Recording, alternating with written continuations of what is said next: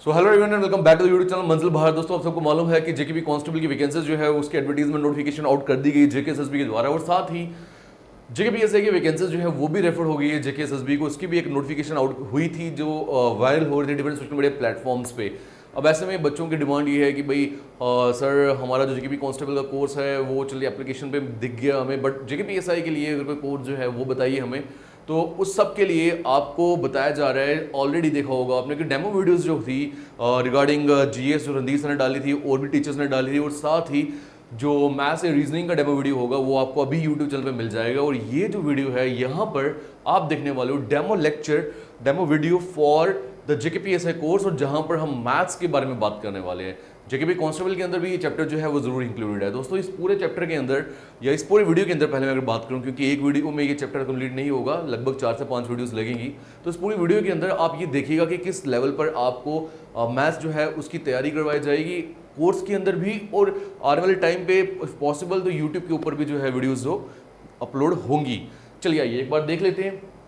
और मैं आपको अगेन बता दूं कि भाई डिस्क्रिप्शन बॉक्स में जो सोशल मीडिया हैंडल्स उनके लिंक्स दिए गए हैं, और आप आ जाइए, अपना जो एप्लीकेशन का लिंक होगा वो भी दिया गया होगा। जेबी कांस्टेबल के जो कोर्स है वहाँ already around 400 to 500 students enrol हो चुके हैं। आप वहाँ पर एनरोल कर सकते हैं if you are preparing for JKP constable, और अगर जेकेपीएसआई की तैयारी कर रहे हैं आप तो आप उस कोर्स में भी इंक्लूड हो सकते हैं। चलिए आइए शुरुआत करते हैं और हम ये देखते हैं कि क्या कॉन्सेप्ट्स हैं प्रॉब्लम्स ऑन ट्रेन्स के। देखिए speed time and distance maths का एक चैप्टर रहता है। अब स्पीड टाइम एंड डिस्टेंस के अंदर जब हम जाते हैं तो एक तो मैं सिंपल फॉर्मूला आपको बोल रहा हूँ कि speed equals to distance upon time, वो एक अलग बात हो गई। बट जब हम उसमें जा रहे हैं तो वहाँ पर 3 नए टॉपिक्स जो हैं वो खड़े हो जाते हैं। पहला रहता है सिंपल खुद ही स्पीड टाइम एंड डिस्टेंस, दूसरा आ गया प्रॉब्लम्स ऑन ट्रेन्स यानी ट्रेन्स के ऊपर सवाल बनते हैं, और तीसरा आ गया बोर्ड्स एंड स्ट्रीम, उस पर सवाल बनते हैं। हालांकि जेकेपीएसआई की बात करूं या कांस्टेबल की बात करूं, ट्रेन्स के ऊपर सवाल देखने को मिलेंगे आपको, शॉर्ट और स्ट्रेट फॉरवर्ड क्वेश्चन होंगे। क्वेश्चन ऐसे होंगे जो आपको स्क्रीन के ऊपर जो भी मैं लेक्चर पढ़ा रहा हूँ यहीं से देखने को मिलेंगे, यहीं से निकलेंगे वो सभी सवाल। बस आपको करना है सिर्फ ये कि थोड़ा ध्यान देना है और ये जो सभी कॉन्सेप्ट्स हैं इनको नोट डाउन करना है। तो दोस्तों मेरा नाम पंकज बोर्ड, आप सब देख रहे हैं यूट्यूब चैनल ऑफ मंजिल भारत। एक बार स्क्रीनशॉट लीजिए, देन वी विल स्टार्ट।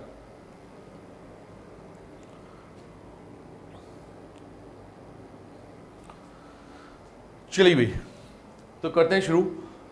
देखिए भाई ट्रेन्स में जब भी हमारे पास कोई भी सवाल आएगा तो पहला सवाल ये होगा, या पहला एक जो इंपॉर्टेंट कॉन्सेप्ट है वो ये होगा कि कभी भी सवाल के अंदर आपको ये नहीं बताया गया होगा डायरेक्टली कि ट्रेन ने कितना डिस्टेंस कवर किया।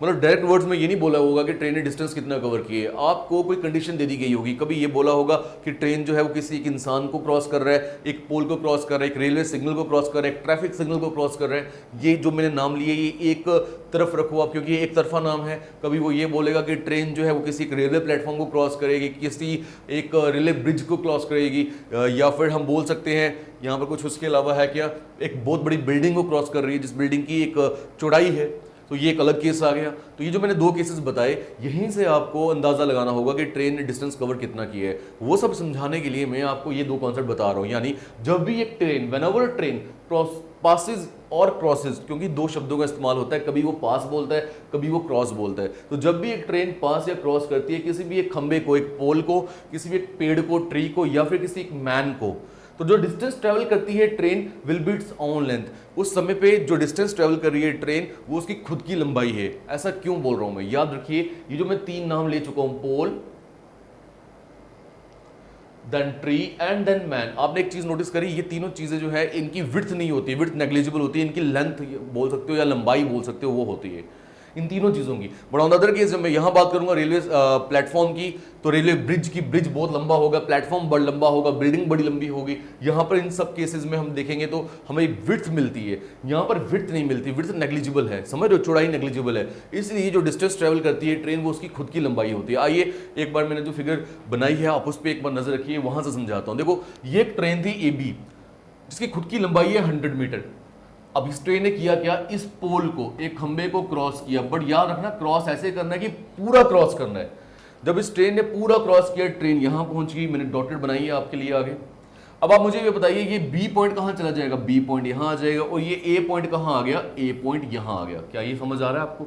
यानी आपको अगर ये सच में देखना है बिना ज्यादा सोचे समझे कि इसने डिस्टेंस कितना ट्रेवल किया, तो आप ये देखिए ना, A पॉइंट पहले यहां था, ए पॉइंट डिस्प्लेस होकर यहां आ गया है। अब जहां पहले था यानी इनिशियल पोजीशन, जहां बाद में यानी फाइनल पोजीशन, इन दोनों पोजीशंस के बीच में जो दूरी है वो कितने मीटर की है? 100 मीटर की है। और ये 100 मीटर तो ट्रेन की खुद की लंबाई है, यानी यहां पर जो डिस्टेंस ट्रेवल किया होगा वो कितना होगा? 100 मीटर। यही बात मैं आपको बोल रहा हूं। तो again I am telling you that कि जब भी एक ट्रेन क्रॉस करेगी किसी भी एक पोल को, किसी भी एक इंसान को, किसी भी एक पेड़ को, तो उस केस में याद रखना क्रॉस पूरा करना चाहिए, यानी ये पूरा क्रॉस करके आगे चली गई, तब जो डिस्टेंस ट्रेवल होगा वो ट्रेन की खुद की लंबाई होगी। बट व्हाट इफ अगर ट्रेन एक रेलवे ब्रिज को या फिर एक रेलवे प्लेटफॉर्म को क्रॉस करे, तो वो केस मैंने आपके सामने लिया। देखिए यार, इस पोल की तो कोई भी विड्थ नहीं होगी, बट हाँ इस रेलवे ब्रिज की, अगर ब्रिज है यहां से शुरू होता है यहां तक खत्म होता है, तो कोई तो लंबाई होगी। रेलवे प्लेटफॉर्म की जहां ट्रेनें रुकती है कोई तो लंबाई होगी ना। तो मैंने बोला ट्रेन की खुद की लंबाई कितनी थी? 100 मीटर। ये ट्रेन है भैया, ट्रेन की खुद की लंबाई कितनी आ गई? 100 मीटर। और आगे जो एक ब्रिज दिख रहा है उसकी लंबाई कितनी है? 50 मीटर। अब इस ट्रेन ने इस ब्रिज को कंप्लीटली क्रॉस किया, वही बोला है व्हेनेवर ट्रेन पासेस या क्रॉसेस ए रेलवे ब्रिज या बिल्डिंग ए रेलवे प्लेटफॉर्म, कंप्लीटली क्रॉस करना है, तब जो डिस्टेंस ट्रेवल करेगी ट्रेन वो क्या होगी वो आपको अंदाजा खुद ही लगाना पड़ेगा। देखो जब इसको कंप्लीटली क्रॉस करेगी यानी ट्रेन यहां पहुंच गई, इसके पॉइंट के बाद पहुंच गई, तो जो मेरा बी पॉइंट है वो यहां पहुंच गया, जो मेरा ए पॉइंट है वो यहां पहुंच गया।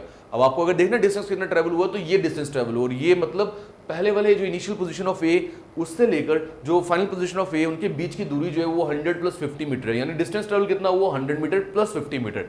अरे यार ये दो चीजें कोई अलग अलग थोड़ी है। ये 100 मीटर क्या है? ये ट्रेन की खुद की लंबाई है, ट्रेन जोन लेंथ।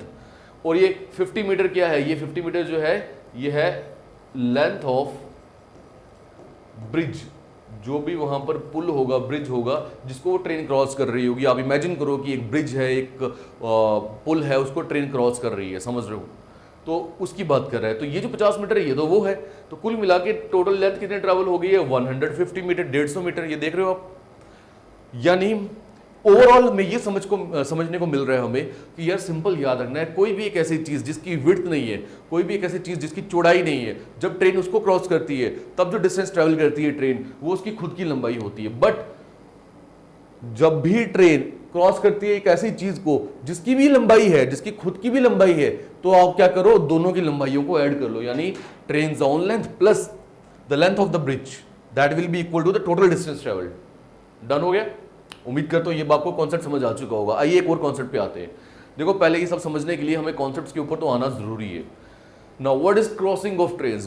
देखो यार हम ट्रेन पढ़ रहे हैं, तो बड़ी बार ऐसा होगा ट्रेन एक दूसरे को क्रॉस करेंगी, तो क्रॉस करते समय दो तरीके आ जाते हैं क्रॉस करने के। एक तो हो गया ऐसे हेड ऑन, कोलिजन नहीं बोलूंगा मैं, कोलिजन का तो मतलब हो गया कि टक्कर बच गई।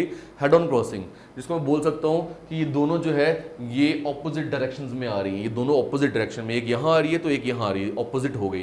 तो एक को मैं बोल सकता हूं क्रॉस कैसे कर रही है कि एक स्लो चल रही थी, एक पीछे से तेज आई और उसको क्रॉस करके चली गई, उसको बोलूंगा सेम डायरेक्शन। तो वो आ गई सामने आपके सेम डायरेक्शन, ये आ गई आपके सामने कौन सी? Opposite direction. अब इसमें क्या होता है वो समझना है हमें। देखो सेम डायरेक्शन में क्या होगा? दोनों ट्रेन जो है वो एक ही डायरेक्शन में जा रही है। अब एक समय पे ऐसा होगा कि पहली ट्रेन दूसरी ट्रेन को क्रॉस करेगी, बताओ क्यों? हाँ सही बोल रहे हो, वो इसीलिए क्योंकि पहली ट्रेन की स्पीड जो है वो 50 किलोमीटर पर आवर है, दूसरी ट्रेन की स्पीड 40 किलोमीटर पर आवर है, तो पहले की ज्यादा है ना, तो जिसकी स्पीड ज्यादा है वो तो दूसरे को क्रॉस करेगी ही। अब यहां पर हमसे पूछा क्या जाता है? हमसे पूछा जाता है रिलेटिव स्पीड, क्योंकि जब भी एक चीज का आप बोल सकते हो रेफरेंस बोल सकते हो, या एक चीज का कंपैरिजन किसी दूसरी चीज के साथ किया जाए, वहां रिलेटिव वर्ड यूज होता है।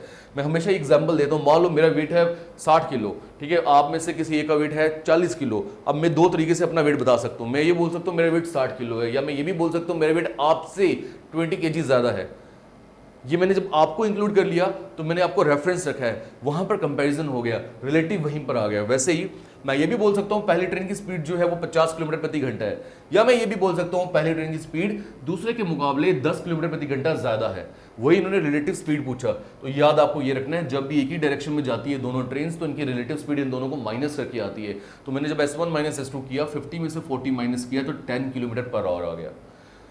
क्लियर हो गया? तो ये रिलेटिव स्पीड किसकी है? First train with respect to second train.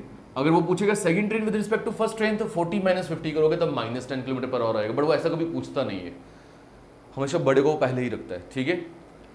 अब वहां देखो ऑपोजिट डायरेक्शन, यानी वही हेड ऑन वाली जो मैं बात बोल रहा, एक ट्रेन ऐसे आ रही है दूसरी ट्रेन ऐसे आ रही है, ये भी तो क्रॉस करेगी ना एक दूसरे को एक टाइम पे, बट आपको पता है इससे ज्यादा जल्दी करेगी।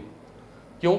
इस केस में एक ट्रेन जो भाग रही है, पीछे से जो ट्रेन आ रही है वो भी भाग रही है, बट ये वाली ट्रेन और आगे भाग रही है, पीछे वाली ट्रेन की स्पीड ज्यादा है, वो इसके करीब आ गई, ये वाली ट्रेन और आगे चलेगी, फिर इसने क्रॉस किया।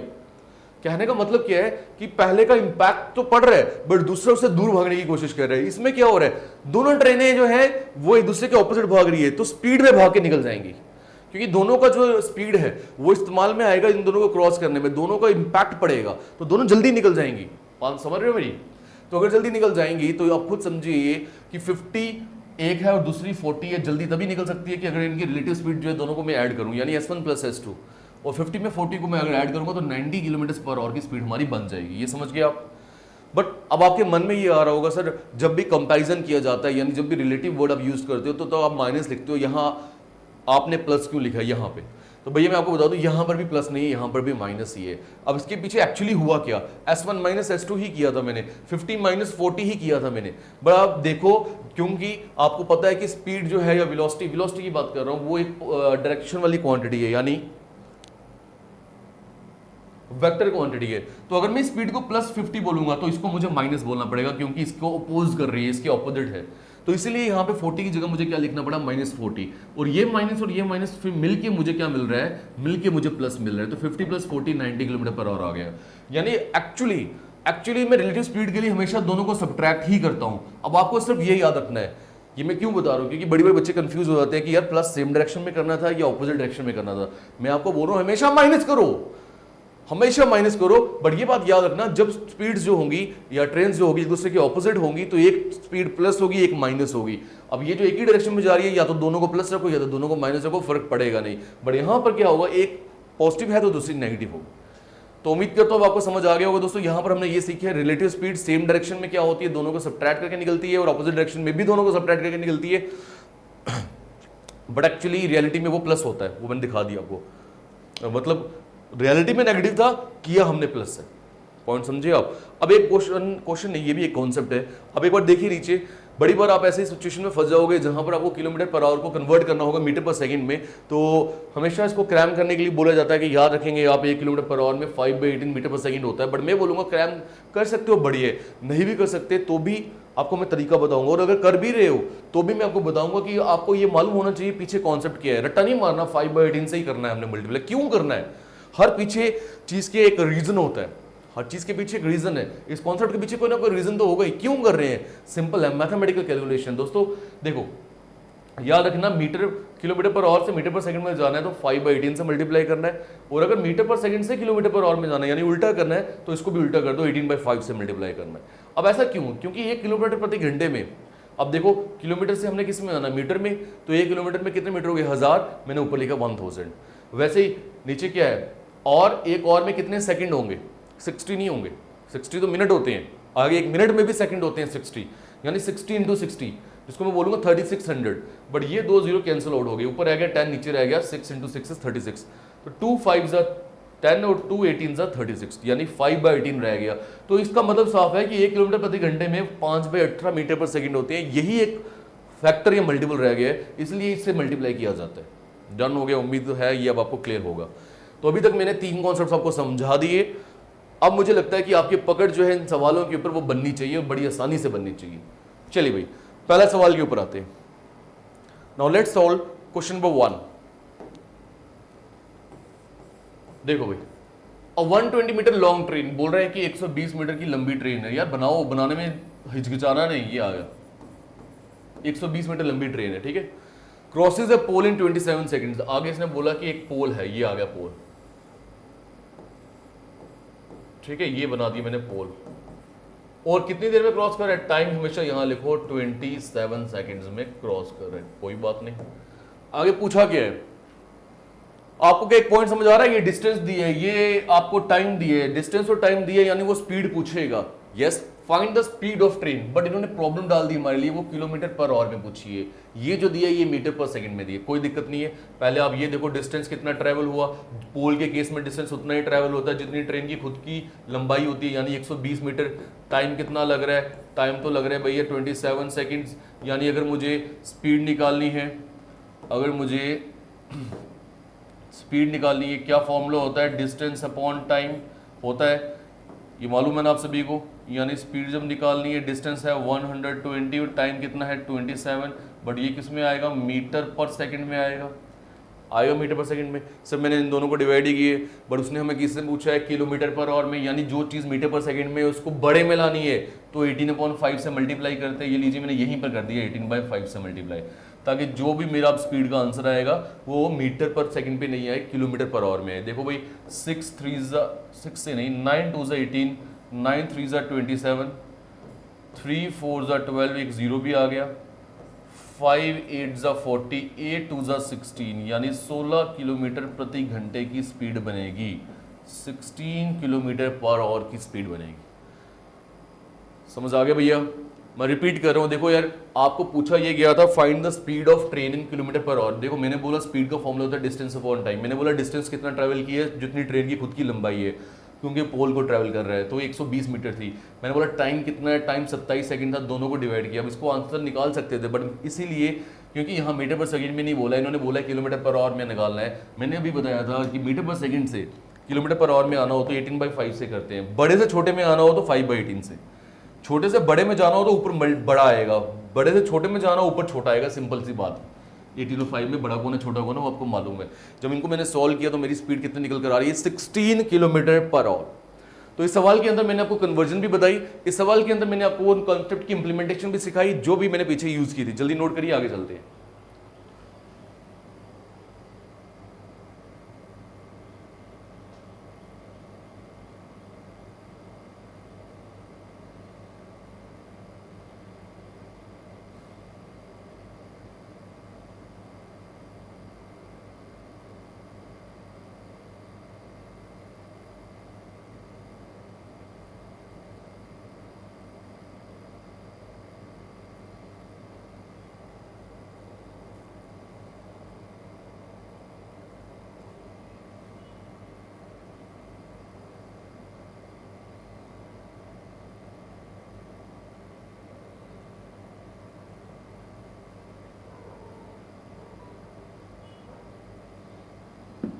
चलिए भाई आगे आ जाए। देखो इस क्वेश्चन को आप बोलोगे कोई शॉर्टकट यूज करके बता सकते हैं सर, ये खुद ही शॉर्टकट है, तो इसके अलावा कुछ और बनता नहीं है इसमें। नेक्स्ट में आते हैं। हाँ, अब यहाँ से आपको मैं शॉर्टकट्स की ओर लेकर जाने की कोशिश करूंगा। देखो क्या बोल रहे हैं, बोल ये रहा है कि 150 metre long train crosses a platform, यानी मुझे ट्रेन तो बनानी पड़ेगी। आइए इधर से बनाते हैं, ज़्यादा आसान रहेगा हमारे लिए। ये मैंने बना दी ट्रेन, ठीक है, ये ट्रेन बना दी, कितने मीटर है, 150 मीटर लॉन्ग है, ठीक है। Crosses what, a platform, colour change करते हैं, ये मैंने कलर चेंज किया, यहाँ से मैंने एक प्लेटफॉर्म बना दिया, ठीक है भाई। इन 45 सेकंड, यानी I have to note it down. यहाँ में ये पोल नहीं है, ये एक लाइन हमेशा बनानी चाहिए इसको क्रॉस करने वाली। तो ये बोल रहा है कि 27 सेकंड में क्रॉस करती है ये ट्रेन, 27 नहीं 45 भैया, 45 सेकंड में क्रॉस करती है ये ट्रेन। 150 मीटर की लंबी ट्रेन है और ये क्रॉस कर रही है एक प्लेटफॉर्म को जिसकी लंबाई मुझे मालूम नहीं है 45 सेकंड में, but it crosses a pole in 9 second. यही ट्रेन अब बोल रहा है, इसी ट्रेन की अगर मैं बात करूं, यानी दोबारा बना दो इसी ट्रेन को, ये बना दी हमने, यही ट्रेन क्रॉस कर रही है किसको, एक पोल को, ये ले पोल बना दिया मैंने। कितनी देर में कर रही है, 9 सेकंड में कर रही है, ठीक है 9 सेकंड में। ऑब्वियसली टाइम तो कम लगेगा ही, क्योंकि यहां पर पोल की चौड़ाई नहीं है, यहां पर प्लेटफॉर्म की चौड़ाई थी, उसको भी क्रॉस करना था, यहां तो नहीं है ना। अब यही ट्रेन है तो यानी इसकी लंबाई कितनी होगी, 150 मीटर की होगी। बड़े ध्यान से समझिएगा। Find the length of the platform, आपसे इस प्लेटफॉर्म की लेंथ पूछिए जिसको मैं लेट कर रहा हूं L। पहले मैं आपको समझा रहा हूं कॉन्सेप्ट वाइज, फिर मैं समझाऊंगा शॉर्टकट वाइज। देखो आपने देखा डिस्टेंस भी दिया, आपने देखा टाइम भी दिया, डिस्टेंस भी दिया, टाइम भी दिया, एक ही वेरिएबल यहां पर रह गया हमारे पास जो कि होता है स्पीड।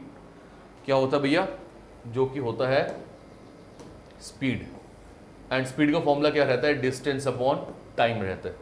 अब देखो इसी ट्रेन ने इसको क्रॉस किया इतने टाइम में, वो बोल रहा है इसी ट्रेन ने इसको क्रॉस किया इतने टाइम में, यानी ट्रेन की स्पीड के बारे में बताया नहीं है। यानी ये ट्रेन जो है जब इसको क्रॉस करी थी, रास्ते में कहीं पोल आया उसको भी क्रॉस कर दी, तो ट्रेन की स्पीड तो एक ही हुई। बात समझे आप मेरी, ट्रेन की स्पीड जो होगी भैया वो तो एक ही होगी।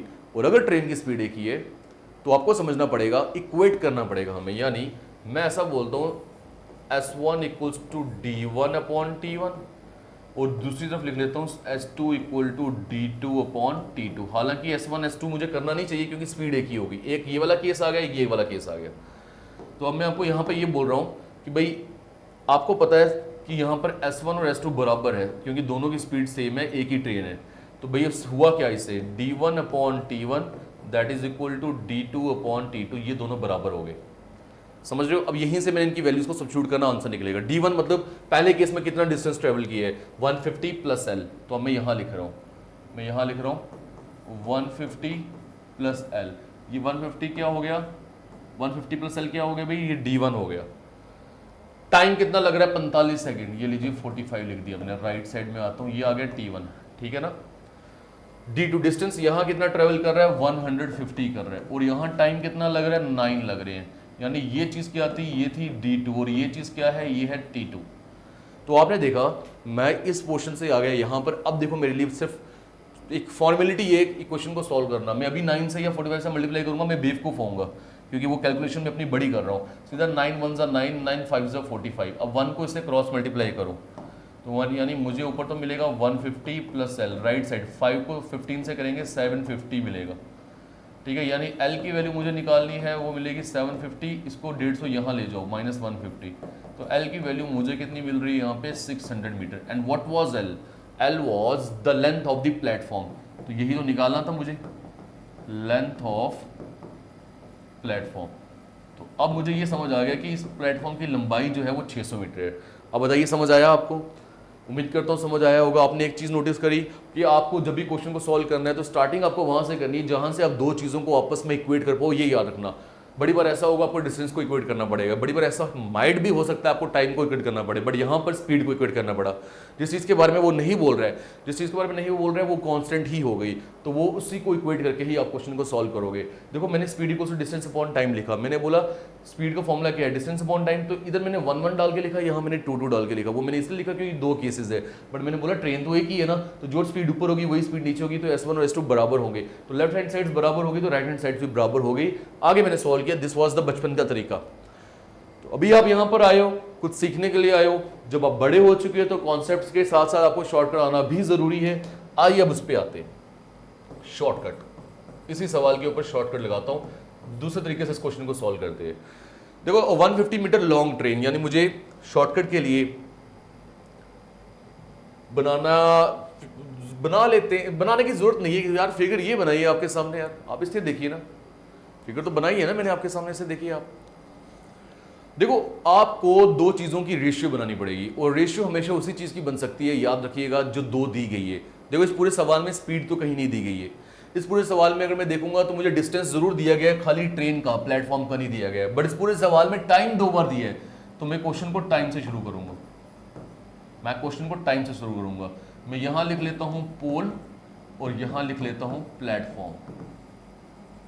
मुझे बताओ पोल को क्रॉस करने में, ये आगे पोल वाला केस, कितना टाइम लग रहा था? 9 सेकंड्स लग रहे थे, तो मैंने यहां लिखा 9। प्लेटफॉर्म को क्रॉस करने में कितना टाइम लग रहा था? 45 सेकंड लग रहे थे, ये लिखा मैंने 45। हमेशा इनकी रेशियो बनाएंगे हम। अगर मैं अभी रेशियो बनाऊं 9 1 9, 9 5 45, यानी मेरी रेशियो निकल कर आ रही है 1:5। अब आपको एक चीज समझनी पड़ेगी, टाइम के बाद आप किस पे आओगे? टाइम के बाद आप किस पे आओगे? देखो स्पीड का फॉर्मूला क्या रहता है, डिस्टेंस अपॉन टाइम, ये रहता है स्पीड का फॉर्मूला, दिख रहा है आप सभी को। अब टाइम को अगर आप यहां ले लो तो टाइम का फॉर्मूला क्या बन जाएगा, डिस्टेंस अपॉन स्पीड। क्या ये क्लियर हो गया? यानी आप स्पीड पे तो आ ही नहीं सकते, क्योंकि स्पीड तो दोनों की सेम थी, मैंने बताई थी आपको, S1 इक्वल्स टू S2, वो तो दोनों की सेम है। आपको आना किसके ऊपर है? डिस्टेंस के ऊपर। यानी टाइम और डिस्टेंस आपस में है डायरेक्टली प्रोपोर्शनल, जो रेशियो टाइम की होगी वही रेशियो डिस्टेंस की होगी, ये बताया मैंने बहुत बार। यानी डिस्टेंस की रेशियो जो होगी वो भी कितनी रहेगी, 1:5। चलिए भाई क्लियर हो गया यार, सिंपल सी बात है ना। जहां टाइम ज्यादा लग रहा है वो इसलिए लग रहा होगा क्योंकि वहां पे दूरी ज्यादा होगी, क्योंकि स्पीड तो कांस्टेंट ही है ना, एक ही स्पीड से चल रहे हो। एक जगह आपको ज्यादा टाइम लग रहा है, एक जगह कम टाइम लग रहा है। ज्यादा क्यों लग रहा होगा? क्योंकि दूरी ज्यादा होगी। तो टाइम की जो भी रेशियो है डिस्टेंस की भी वही रहेगी। अगर ये इनवर्सली प्रोपोर्शनल होते हैं तो मैं 5:1 कर देता। अब यहां पर आपको ब्रेक करना पड़ेगा। ब्रेक कैसे करोगे वो देखिए। देखो पोल को क्रॉस करने में, जब भी ट्रेन हमारी पोल को क्रॉस करती है, ये वाला पोल वाला केस, तो कितना डिस्टेंस कवर कर रही है, यहां पे लिखा है 1। जब भी ट्रेन प्लेटफॉर्म को क्रॉस कर रही है कितना डिस्टेंस ट्रेवल कर रही है, ये इससे तो ज्यादा ही है, वहां लिखा है 5। आपको ये समझना पड़ेगा पोल के केस में जो डिस्टेंस ट्रेवल होता है ट्रेन की खुद की लंबाई होती है, यानी ये 1 जो होगा ये ट्रेन की खुद की लंबाई होगी, ट्रेन्स ऑन लेंथ। और जब प्लेटफॉर्म को क्रॉस करती है ट्रेन की लंबाई भी आती है, प्लेटफॉर्म की लंबाई भी आती है ना। तो इसका मतलब इसके अंदर क्या है, trains on length plus length of platform. तो इस 5 को आपको ब्रेक करना पड़ेगा। ब्रेक इसी तरीके से करोगे, ट्रेन की लंबाई को कितना दोगे आप, वो जितना यहां निकला ट्रेन की लंबाई तो 1 यूनिट है, अगर ये 1 है तो प्लेटफॉर्म कितनी होगी 4, तभी 1 और 4 को जोड़ के हमारे पास 5 बना। इस तरीके से ब्रेक करना है। अब देखो यहां पर पूरे सवाल के अंदर आपको किसकी लंबाई दी गई है, आपको दी गई 150 मीटर लंबाई है ट्रेन की। आप बोलते हो ट्रेन की लंबाई तो 1 यूनिट है, बस यहां से 1 यूनिट की वैल्यू मेरे पास कितनी आ गई 150 मीटर। और आपको निकालनी थी प्लेटफॉर्म की, तो यानी मुझे 4 यूनिट की वैल्यू निकालनी है। मैंने लेफ्ट से में भी 4 से मल्टीप्लाई किया, राइट में भी 4 से मल्टीप्लाई किया, 150 को 4 से मल्टीप्लाई करूंगा तो मेरा आंसर कितना आ गया 600 मीटर, जो कि यहां आया था। है ना जादू, है भैया, है ना जादू। तो ये जादू नहीं है, ये कॉन्सेप्ट है, और ये कॉन्सेप्ट भी शॉर्टकट की तरह से है। लास्ट बार अब आपको एक रिवाइज करवाने वाला हूं मैं, एक बार ध्यान से समझिएगा। देखो भाई, आपको ऐसे क्वेश्चन में एक काम करना है, शुरुआत वहां से करनी है जिसकी आप रेशियो बना सकते हो। रेशियो हमेशा 2 चीज़ों की बनती है, स्पीड की रेशियो बन नहीं सकती क्योंकि स्पीड सेम है। 2 चीज़ों की उन्हीं की बनाओगे ना जिनकी अलग अलग वैल्यू हो। आप डिस्टेंस की बना नहीं सकते क्योंकि एक का डिस्टेंस दिया है, दूसरे केस में डिस्टेंस नहीं दिया है। आपको टाइम की बनानी पड़ेगी क्योंकि टाइम 2 बार दी है। तो मैंने टाइम की रेशियो बनाई। मैंने बोला पोल के केस में टाइम लगता है 9 सेकंड, प्लेटफॉर्म के केस में टाइम लगता है 45 सेकंड। इसकी रेशियो आ गई 1:5। फिर मैंने बोला स्पीड का फॉर्मूला डिस्टेंस अपॉन टाइम, यानी डिस्टेंस का बन जाएगा स्पीड, डिस्टेंस टाइम का बन जाएगा डिस्टेंस अपॉन स्पीड। अब स्पीड तो भूल ही जाओ ना, टाइम और डिस्टेंस डायरेक्टली प्रोपोर्शनल है, तो जो रेशियो टाइम की है वही रेशियो डिस्टेंस की है। अब मुझे ये समझ आ गया पोल के केस में डिस्टेंस 1 यूनिट है, और पोल के केस में जो डिस्टेंस ट्रेवल हो रहा है वो तो ट्रेन की खुद की लंबाई है, यानी 1 यूनिट जो है ट्रेन की खुद की लंबाई है। यूनिट्स में ब्रेक कर रहा हूँ मैं। अब इस 5 में भी 1+4 करना पड़ेगा, उसमें से 1 होगी ट्रेन की खुद की लंबाई, बची हुई 4 जो होगी वो बची हुई प्लेटफॉर्म की लंबाई होगी। जरूर यहाँ मैंने प्लेटफॉर्म छोटा बनाया ट्रेन से, मुझे थोड़ी मालूम था कि कौन बड़ा है कौन छोटा है, रियलिटी में प्लेटफॉर्म बड़ा है। अब मैंने बोला यार ट्रेन की लंबाई तो 150 मीटर है, हमारे अकॉर्डिंगली 1 यूनिट है, यानी 1 यूनिट की वैल्यू आ गई 150 मीटर, 4 यूनिट की वैल्यू आ गई 600 मीटर, क्योंकि 4 से मल्टीप्लाई किया 150 को। दोस्तों अगर यहाँ डिस्टेंस पोल के केस में 2 यूनिट्स होता तो 2 यूनिट की वैल्यू 150 होती, तब 1 यूनिट की वैल्यू 75 होती, यानी 1 यूनिट पे आपको आना ही है। यहाँ बाई चांस ये 1 आ गया तो 1 के साथ इक्वेट हो गया। अब आपको घबराने की जरूरत नहीं है। आइए ये सवाल आपके लिए मैंने एक और लिए। इस सवाल में आपको दी गई थी ट्रेन की लंबाई, निकालनी थी प्लेटफॉर्म की। इस सवाल में आपको दी गई प्लेटफॉर्म की लंबाई निकालनी है ट्रेन की। अब मैं आपको पहले शॉर्टकट सिखाऊंगा, आऊंगा फिर मैं आपके पास कॉन्सेप्ट के अकॉर्डिंगली। आइए शॉर्टकट सीख लेते हैं पहले हम। मैंने क्या बोला, आप उस चीज की रेशियो बनाओ जो 2 बार दी गई है। सामने दिख रहा है यहाँ 27 सेकंड है, यहाँ 45 सेकंड है, यानी टाइम की रेशियो बनेगी। टाइम कौन कौन से 2 केस है, एक प्लेटफॉर्म का एक पोल का। दोबारा लिखो, एक तरफ पोल और दूसरी तरफ लिखो प्लेटफॉर्म। पोल को क्रॉस कर रहा है कितनी देर में, 27 सेकंड में 27। प्लेटफॉर्म को कितनी देर में, 45 सेकंड में। बना दीजिए ratio.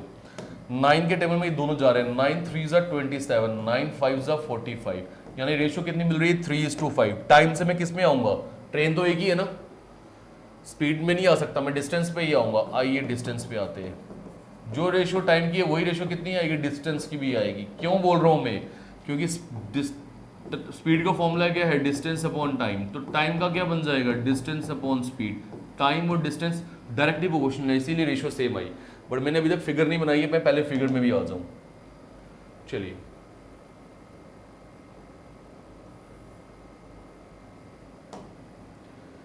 A train crosses a 100 metre long platform, यानी प्लेटफॉर्म वाला केस ये है। अब देखो हुआ क्या, इस ट्रेन ने क्रॉस किया इस 100 मीटर के प्लेटफॉर्म को 45 सेकंड में। इसी ट्रेन ने क्रॉस किया है इस पोल को कितनी देर में कर रहा है, इसमें कर रहा है 27 सेकंड में। समझ रहे मेरा पॉइंट। यहां ट्रेन की लंबाई मुझे मालूम नहीं, जिसको मैंने एल रख लिया, ऊपर एल है तो नीचे भी एल ही होगा। अब देखो पोल के केस में, यानी ये आ गया पोल वाला केस में, यहां लिखना चाहूं तो लिख भी सकता हूं, ये पोल वाला है, ये प्लेटफॉर्म वाला है, ठीक है। पोल के केस में जो डिस्टेंस ट्रेवल होता है यार वो तो ट्रेन की खुद की लंबाई होती है। यानी यहां से मुझे ये समझ आ रहा है कि जो 3 यूनिट्स होगा ये ट्रेन की खुद की लंबाई होगी, ट्रेन जोन लेंथ। अब इस 5 को भी मुझे ब्रेक करना पड़ेगा, और ब्रेक कैसे करूंगा, 3+2 में, क्योंकि उसमें से 3 क्या होगा, 3 जो होगा ये होगी ट्रेन जोन लेंथ, और 2 इसमें क्या होगी, प्लेटफॉर्म की लेंथ। अब तो आपको समझ आ ही गया होगा ये। अब इसमें आपको सवाल में दिया क्या गया है, प्लेटफॉर्म की लंबाई दी गई है 100 मीटर, जो कि मेरे अकॉर्डिंगली 2 यूनिट्स है, बस इस 2 यूनिट को इक्वेट कर दो। 2 यूनिट्स की वैल्यू कितनी आ गई मेरे भाई, 100 मीटर। तो 1 यूनिट की वैल्यू कितनी आ जाएगी फिर मेरे भाई, 50 मीटर। आपको क्या निकालना है, ट्रेन की लंबाई जो 3 यूनिट है, यानी 3 यूनिट्स की वैल्यू मुझे निकालनी है, तो मुझे 50 को 3 से मल्टीप्लाई करना पड़ेगा, जो कि निकल कर आ रहा है कितना, 150 मीटर, 150 मीटर। ऑप्शन नंबर 3 दोस्तों ये है हमारा सही जवाब।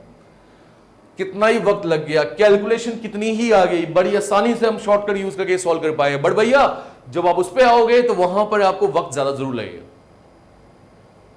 अब आपको समझ आ गया। देखो पिछले सवाल में मैंने आपको बताया हमने, क्योंकि ट्रेन की ही लंबाई दी गई थी तो मैंने ट्रेन वाले यूनिट को इक्वेट किया, यहां पर प्लेटफॉर्म की लंबाई दी है तो मैंने प्लेटफॉर्म वाले यूनिट को इक्वेट किया। ऐसे करते हैं क्वेश्चन को सॉल्व। आइए अब यहां पर देखो भाई, आपको पता है स्पीड का फॉर्मूला डिस्टेंस अपॉन टाइम। मैं अगर लिखूं S1 equals to D1 upon T1, S1 नहीं S ही लिखो, इधर लिखो S equals to D2 upon T2। अब दोनों एसएस जो है वो बराबर है, स्पीड तो बराबर है कि नहीं बराबर, तो यानी बनेगा क्या मेरे पास, बनेगा D1 upon T1 equal to D2 upon T2। आइए अब सॉल्व करते हैं, मेरे साथ साथ बताओ। पहले केस में डिस्टेंस कितना ट्रेवल हुआ है, L+100 हुआ है कि नहीं हुआ है, टाइम कितना लगा है 45 सेकंड। दूसरे केस में डिस्टेंस कितना ट्रेवल हुआ है L, टाइम कितना लगा है 27 सेकंड। यही वो चीजें जो वहां कर रहे हैं, करो 9 5 45, 9 3 27, 3 से करो 3 into L, 3 into 100, 5 into L। Clear हो गया, यानी यहां 300 रहेगा, यहां 5L में से आप 3L निकाल दो तो 2L रहेगा। 2L की वैल्यू कितनी आ गई 300, यानी L की वैल्यू कितनी आ गई 300 अपॉन 2, यानी L की वैल्यू दोस्तों मुझे कितने देखने को मिल रही है 150 मीटर्स। और वही देखो जो मैंने यहां पर भी आपके सामने निकाल खड़ी की है। तो ये था, दिस वाज क्वेश्चन नंबर 3, और उम्मीद मैं ये करता हूं कि कॉन्सेप्ट जो मैंने आपको सिखाए उनकी इंप्लीमेंटेशन इन तीनों सवालों के जरिए आप सीख चुके होंगे दोस्तों। इसी तरीके से आपको ये सब चीजें मिलेंगी हमारे कोर्स के अंदर भी। ये पूरा चैप्टर आपको कोर्स में मिल जाएगा, जो कि होगा एप्लीकेशन के अंदर। आ जाइए आप कोर्स के अंदर और ज्वाइन करिए इस कोर्स को। Till then take care, goodbye, जय हिंद। कमेंट सेक्शन में जरूर बताइएगा आपको ये लेक्चर किस तरीके का लगा। अगर कमेंट्स से मैं बहुत ज़्यादा मोटिवेट हुआ तो जरूर मैं यूट्यूब पे ऊपर भी लेक्चर लेकर आऊंगा।